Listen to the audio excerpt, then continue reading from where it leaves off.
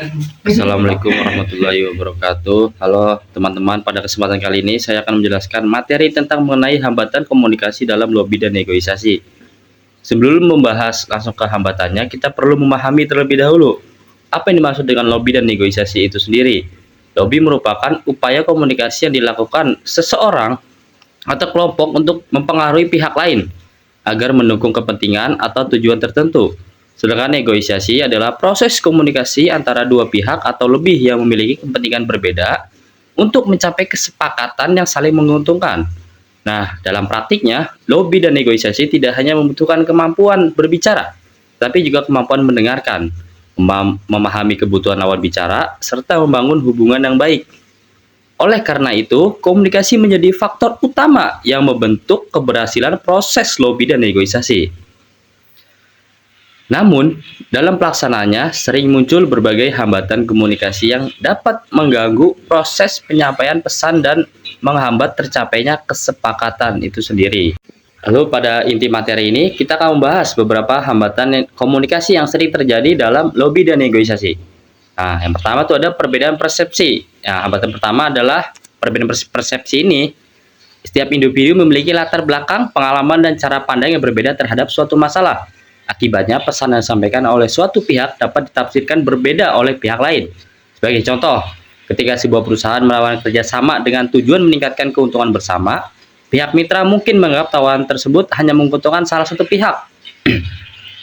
Perbedaan persepsi seperti ini dapat menyebabkan kesalahpahaman dan memperlambat proses negosiasi.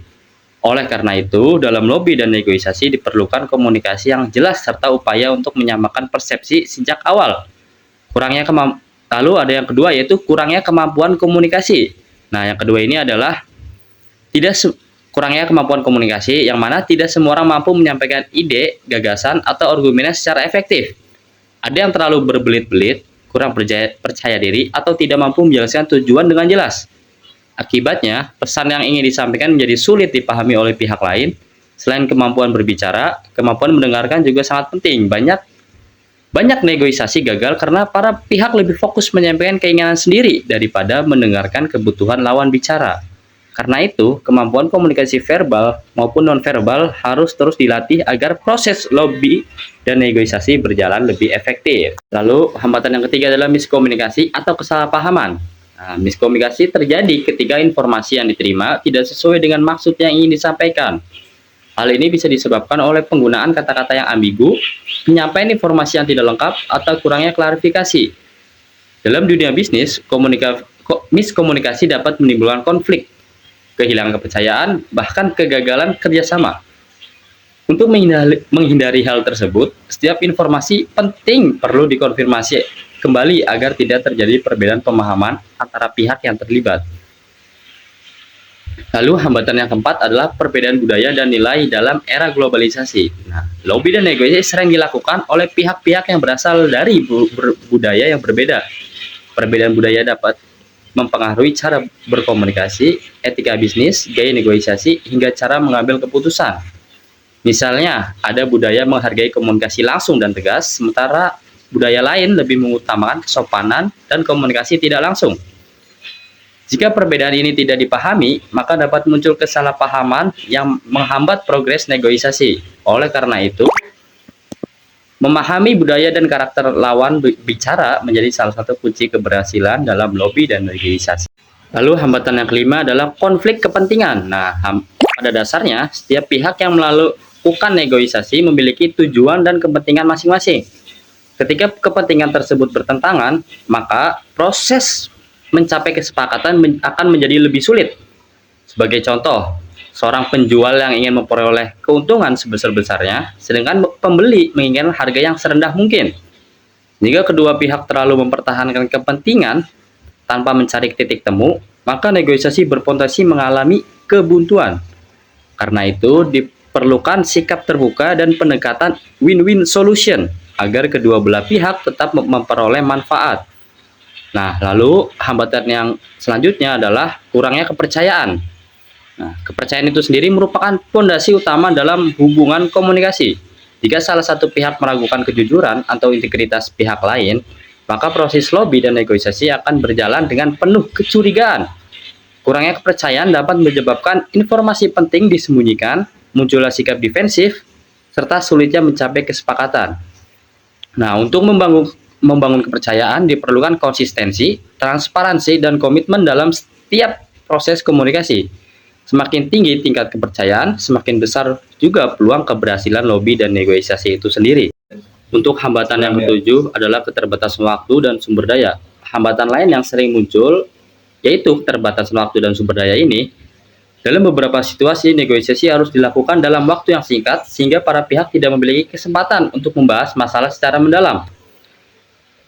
Selain itu, keterbatasan data, informasi, biaya atau tenaga ahli juga dapat mempengaruhi kualitas keputusan yang dihasilkan.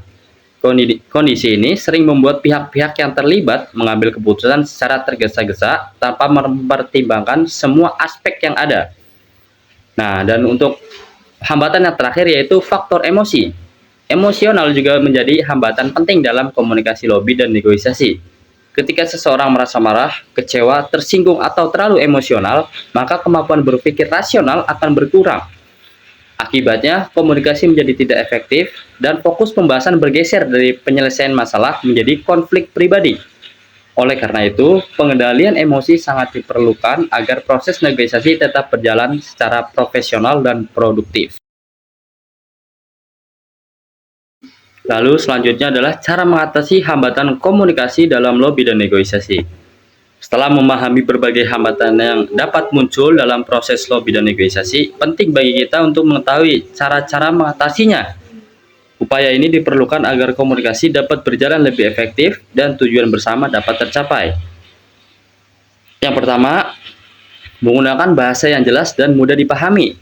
Dalam lobby dan negosiasi, penyampaian pesan harus dilakukan secara sederhana, jelas, dan tidak menimbulkan makna ganda. Hindari penggunaan istilah yang terlalu teknis atau sulit dipahami oleh lawan bicara. Selain itu, pastikan informasi yang disampaikan lengkap dan sesuai dengan konteks pembahasan. Lalu, yang kedua adalah meningkatkan kemampuan mendengarkan secara efektif. Komunikasi yang baik tidak hanya berbicara, tetapi juga mendengarkan. Mendengarkan secara efektif berarti memberikan perhatian penuh kepada lawan bicara, memahami sudut pandangnya, serta memberikan tanggapan yang relevan. Dengan mendengarkan secara aktif, kita dapat mengetahui kebutuhan, harapan, dan kepentingan pihak lain sehingga lebih mudah menemukan titik temu dalam negosiasi. Nah, yang ketiga adalah membangun kepercayaan melalui sikap jujur dan terbuka. Kepercayaan merupakan fondasi utama dalam lobby dan negosiasi. Nah, untuk membangun kepercayaan, setiap pihak harus menunjukkan kejujuran, konsistensi, dan keterbukaan dalam menyampaikan informasi. Hindari memberikan informasi yang menyesatkan atau menyembunyikan fakta penting karena hal tersebut dapat merusak hubungan kerjasama. Yang keempat, memahami latar belakang budaya dan karakter lawan bicara. Setiap orang memiliki nilai, kebiasaan, dan cara berkomunikasi yang berbeda. Oleh karena itu, penting untuk mempelajari budaya, karakter, dan gaya berkomunikasi pihak yang diajak bernegosiasi. Pemahaman ini akan membantu kita memilih pendekatan yang tepat, menghindari kesalahpahaman, serta menciptakan suasana komunikasi yang lebih nyaman dan saling menghargai. Lalu yang kelima adalah mengendalikan emosi selama proses komunikasi. Nah, emosi yang tidak terkendali seringkali menjadi penyebab kegagalan dalam lobby dan negosiasi. Ketika menghadapi perbedaan pendapat atau tekanan, seseorang harus tetap tenang dan profesional. Nah, pengendalian emosi ini dapat dilakukan dengan berpikir rasional, menghargai pendapat orang lain, serta tidak terburu-buru mengambil keputusan. Lalu yang keenam adalah mempersiapkan data dan informasi secara matang. Sebelum melakukan lobby atau negosiasi, setiap pihak perlu mengumpulkan fakta, data, dan informasi yang relevan.